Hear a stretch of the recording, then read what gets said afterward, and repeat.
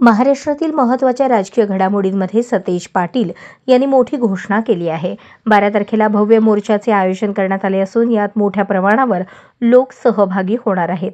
या मोर्चाच्या माध्यमातून महत्त्वाच्या मागण्यांसाठी आवाज उठवला जाणार आहे। कोल्हापूरसह संपूर्ण महाराष्ट्राच्या राजकीय वर्तुळाचे या आंदोलनाकडे लक्ष लागले आहे।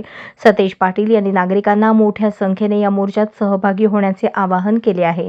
या मोर्चाच्या तयारीसाठी जोरदार हालचाली सुरू असून यामुळे राज्याच्या राजकारणात नवीन चर्चेला सुरुवात झाली आहे। 12 तारखेला मार्चला एक भव्य असा या 12 जिल्ह्यातला मोर्चा हा मुंबईमध्ये या ठिकाणी येईल आणि सरकारला जाब विचारेल। आज आमदारांचा पाठिंबा आहे, काही शेतकऱ्यांचा पाठिंबा आहे, अशा पद्धतीचं मुख्यमंत्र्यांचं दुर्दैवी वक्तव्य हे अत्यंत चुकीचं आहे। कुणासाठी अशा 80,000 कोटीचा प्रकल्प या ठिकाणी होतोय?